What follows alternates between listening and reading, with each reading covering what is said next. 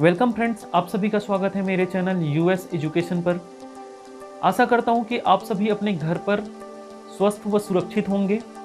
अभी कोरोना महामारी का समय चल रहा है, तो इसको देखते हुए हमें अपने घर पर ही रहना है, सुरक्षित रहना है, अपना और अपनों का ख्याल भी रखना है।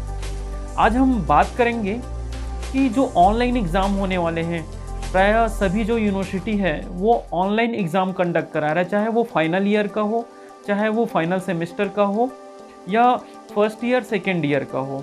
जैसा कि एक नोटिफिकेशन प्राप्त हुआ था 21 अप्रैल को। वहाँ पे पहले दो नोटिफिकेशन, एक पहला नोटिफिकेशन जारी हुआ था और उसके बाद में इवनिंग के टाइम में एक दूसरा नोटिफिकेशन जारी हो गया। वहाँ पे पहले वाले नोटिफिकेशन में ये लिखा था कि फाइनल ईयर और जो फाइनल सेमेस्टर के स्टूडेंट हैं उनको छोड़कर क्या किया जाना चाहिए, जो फर्स्ट सेमेस्टर, सेकेंड सेमेस्टर या फर्स्ट ईयर जो सेकेंड ईयर के स्टूडेंट हैं उन लोगों को ऑनलाइन एग्ज़ाम लेने हैं और फाइनल ईयर के जितने सारे स्टूडेंट हैं उन लोगों को ऑफलाइन एग्ज़ाम होना है, ऐसा हुआ था। बाकी आपने देखे ही होंगे कि दुर्ग यूनिवर्सिटी ने अपना टाइम टेबल भी जारी कर दिया और टाइम टेबल जारी करने के बाद एग्ज़ाम भी स्टार्ट हो गया। एग्ज़ाम जो है 5 मई से कल से ही स्टार्ट हो गया है। तो अगर हम एग्ज़ाम अगर दे रहे हैं, अभी पता चला है कि जो यूनिवर्सिटी है, रविशंकर यूनिवर्सिटी है, वो भी इस वीक में अपना एक बैठक करने वाला है। बिलासपुर यूनिवर्सिटी का भी अभी इस वीक में एक बैठक होने वाली है, ठीक है। बस्तर यूनिवर्सिटी का भी आपने नोटिफिकेशन तो आया नहीं है, लेकिन न्यूज़पेपर पर आप ज़रूर पढ़े होंगे। पत्रकारिता जो विश्वविद्यालय है वहाँ का भी एक नोटिफिकेशन जारी हुआ, वहाँ का भी आपने देखे होंगे। तो हम बात कर रहे हैं कि एग्ज़ाम से पहले, ऑनलाइन एग्ज़ाम से पहले हम क्या क्या तैयारी करें, है ना। तो ये सारी चीज़ें मैं बताऊंगा।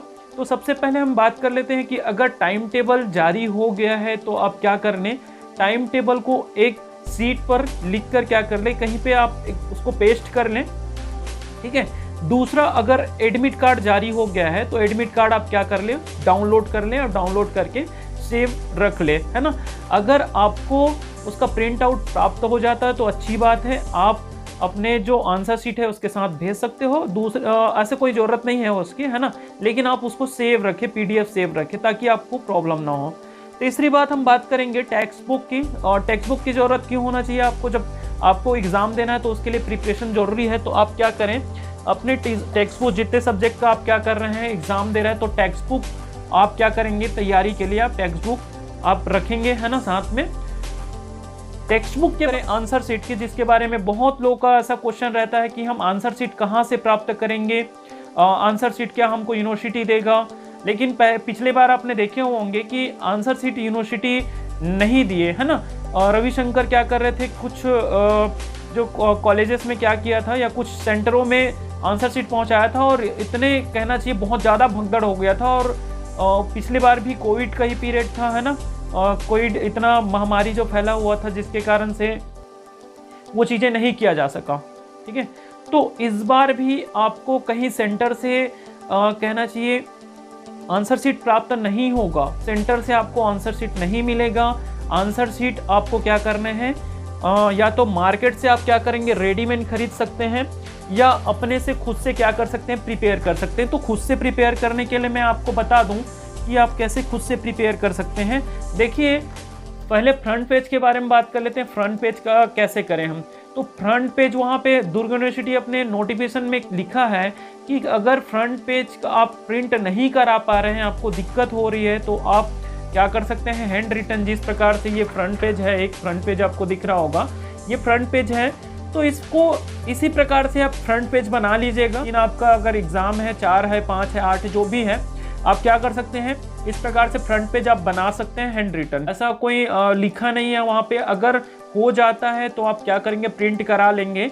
वैसे कहना चाहिए दुर्ग एरिया में जितने सारे चॉइस सेंटर वगैरह है या फोटोकॉपी सेंटर या स्टेशनरी को खोला गया है, रायपुर में भी इस पर शिथिल किया गया है कि जो स्टेशनरी है ना, स्टेशनरी का दुकान है, फोटोकॉपी सेंटर ही ये खोला जाए। तो आप प्रिंट करा सकते हैं, इस प्रकार से प्रिंट करा लीजिएगा। और आंसर शीट के लिए बात करें तो आंसर शीट के लिए बहुत सारे लोगों का यही क्वेश्चन रहता है कि हम कौन से पेज का हम उपयोग करें, है ना।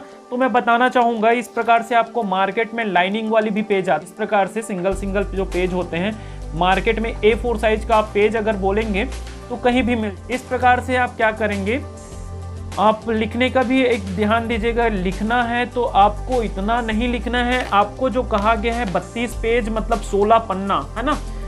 अगर हम इस पेज को देखें तो आगे पीछे करके 2 पेज हो जाते हैं, पन्ना को देखें तो आगे पीछे 2 पेज हो जाते हैं। तो इसी प्रकार से हम 16 पन्ने का क्या कर लेंगे, एक पूरा आंसर शीट तैयार कर लेंगे। और आंसर शीट में क्या कर लेंगे, पहले हम ये आंसर शीट के ऊपर में हम क्या कर लेंगे, ये जो हमारा फ्रंट पेज है वो लगा देंगे। फ्रंट पेज लगाकर हम क्या करेंगे, इसको स्टेपलर कर, ये स्टेपलर हम यहाँ से हम 2 से 3 स्टेपलर कर दीजिएगा यहाँ से, ठीक है, ताकि ये निकले नहीं। ये तो पहला हो गया हमारे पास, ठीक है। ये एक रेडीमेड भी आता है, आप देख लीजिएगा, लाइनिंग वाला, ठीक।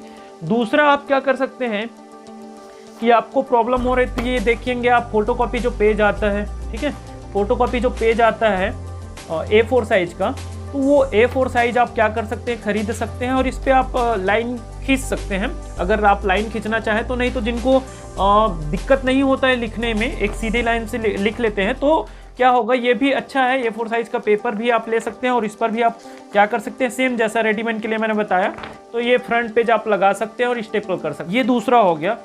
तीसरा जो है मैं बता देता हूँ आप लोगों को कि ये कॉपी ले सकते हैं। एक मेरे पास कॉपी है और ये नोटबुक है प्रीमियम सीरीज का एक्सेल, ठीक है, प्रीमियम सीरीज का एक्सेल का एक मेरे पास ये नोटबुक है। इस प्रकार से आप क्या कर सकते हैं, नोटबुक आप खरीद सकते हैं। नोटबुक खरीद लीजिएगा या 2 नोटबुक खरीद लीजिएगा। आप अगर ज़्यादा एग्जाम दे रहे हैं, तो आप पेज देख लीजिएगा, 200 पेज का जो होता है ना, वैसा वाला एक नोटबुक खरीद लीजिएगा।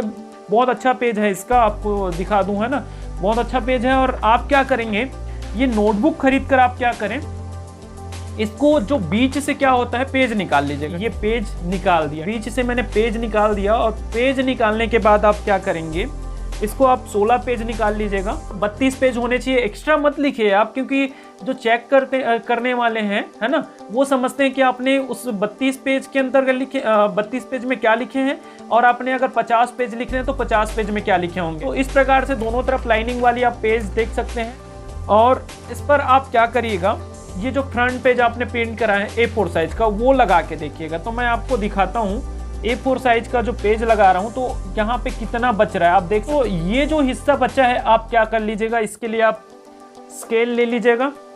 स्केल की सहायता से आप इसको क्या कर सकते हैं, कट कर सकते हैं। नीचे को भी, नीचे भी 1 इंच से बहुत कम है, मतलब आधा इंच मान सकते हैं। और इधर भी साइड वाला जो बचा हुआ है, ये जो है ना एरिया है, हिस्सा है, उसको हटा सकते हैं। ये स्केल की सहायता से भी कर सकते हैं, या आपके पास क्या है, अगर कटर है तो आप कटर की सहायता से भी आप इसको अलग कर सकते हैं। ये क्लियर हुआ। आगे इसके आगे अब तो समझ में आ गया होगा कि हमको आंसर शीट कैसे बनाना है, क्या करना है। आंसर शीट के बाद हम क्या करेंगे, आप मार्केट से अगर रेडीमेड मिल रहा है तो रेडीमेड भी ले सकते हैं। A4 साइज का प्रयोग आप कर सकते हैं, है ना, लाइनिंग वाले। और आप ब्लैंक पेज का भी यूज कर सकते हैं, कोई इशू नहीं है उसमें, ऐसा कोई प्रॉब्लम नहीं होगा कि आपने ब्लैंक पेज यूज किए हैं, कौन से पेन से लिखें। तो आप क्या करिएगा, पेन देख लीजिएगा, मेरे पास एक मोन्टेक्स का, एक सेलो का, सॉरी, है ना, सेलो का है ये बटरफ्लो, एक पेन रखा हूँ, एक ब्लैक पेन रखा हूँ, ठीक है, रेड पेन। तो आप ये रेड पेन भूल के भी प्रयोग मत कीजिएगा अपने एग्जाम, चाहे उसको आप अंडरलाइन करने के लिए हो, चाहे कुछ भी हो। आप क्या करिएगा, या तो ब्लैक पेन का यूज कीजिए अगर अंडरलाइन करना है तो आपको, और लिखने के लिए आप ब्लू पेन का यूज कीजिए। रेड पेन का यूज कहीं नहीं करना है। बहुत सारे स्टूडेंट जो होते हैं रेड पेन का यूज कर लेते हैं, किसके लिए, अंडरलाइन करने के लिए, है ना, या पॉइंट डालने के लिए उसका यूज करते हैं। तो आप बिल्कुल भी ना करें इसके लिए। मैं आपको आगे बताता हूँ कि आप उसको अंडरलाइन या हाईलाइट करने के लिए क्या कर सकते हैं। आप एक हाइलाइटर रख सकते हैं, मेरे पास जैसा कि 2 कलर का हाइलाइटर आपको दिखाई दे रहा होगा। आप क्या रख लीजिएगा, हाइलाइटर रख लीजिएगा, आपको अगर उसको हाईलाइट ही करना है तो, ठीक है। आप रेड कलर का पेन कतई मत करें, ठीक है। हाइलाइटर रखिए, हाइलाइटर के माध्यम से आप क्या कर सकते हैं, उस पॉइंट को आप हाईलाइट कर सकते हैं, ठीक है, सामने वालों को अलग से दिखेगा भी। तो इसका प्रयोग कीजिए, और लिखने के लिए आप ब्लैक और ब्लू का ही यूज कीजिए, ठीक। आगे हम देखें कि जब हम क्या कर लेते हैं, एग्जाम दे लेते हैं, तो एग्जाम देने के बाद उसको जमा करने की जो समस्याएं हमारे पास आती है, जैसे कि हम देखें तो जमा करने के लिए अभी दुर्ग यूनिवर्सिटी का जो नोटिफिकेशन आया उसमें स्पष्ट रूप से कहा गया कि जमा करने का कोई अभी अंतिम तारीख नहीं दिया गया। वो अभी जैसा भी ये भयावह जो स्थिति है, वो जैसे ही खत्म होगा क्या कर दिया जाएगा, आप लोग को एक डेट दिया जाएगा जमा करने के लिए। तो उसमें भी जमा करने का एक डेट दिया जाएगा, उसमें भी 2 आपको ऑप्शन मिलेंगे।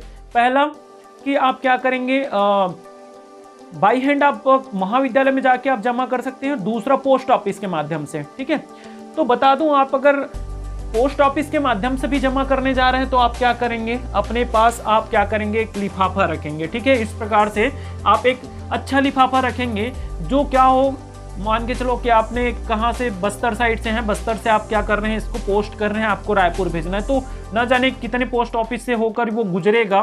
तो ये जो आपने लिफाफा रखे हैं वो हो सके तो वाटर प्रूफ रखिएगा अभी की डेट में, क्योंकि अभी कोविड पीरियड चल रहा है और जहाँ तक आप सबको पता है कि जहाँ भी जिस पोस्ट ऑफिस में जाएगा इस पर सैनिटाइजर का छिड़काव होना आवश्यक है। ठीक है, जहाँ भी जाएगा, महाविद्यालय में भी जाएगा तो महाविद्यालय वाले भी सैनिटाइजर का छिड़काव करेंगे, उसके बाद ही इसको ओपन करेंगे। तो आप क्या करें, एक अच्छा लिफाफे का उपयोग करें वहाँ पे जो वाटर प्रूफ हो, है ना, और एक पीली कलर की भी लिफाफा इसी प्रकार से आते हैं, ठीक है, मार्केट में मिल जाएगा। ठीक है, आप अगर करना चाहे, अगर खुद से बनाना चाहे तो आप क्या कर लीजिएगा, ड्राइंग शीट आता है, ड्राइंग शीट। ठीक है, ड्राइंग शीट, लेकिन वहाँ पे वाटर प्रूफ नहीं हो पाता, उस पर पॉलीथीन नहीं लगा होता। ड्राइंग शीट का आप अपने खुद से बनाना चाहते हो तो वो भी बना सकते हो, नहीं तो आप मार्केट से जो अवेलेबल होता है वो आप खरीद कर सकते हैं। इस प्रकार से दोस्तों आप लोग को ये समझ में आ गया होगा कि हम एग्जाम देने से पहले हमें क्या क्या तैयारी करने हैं, है ना।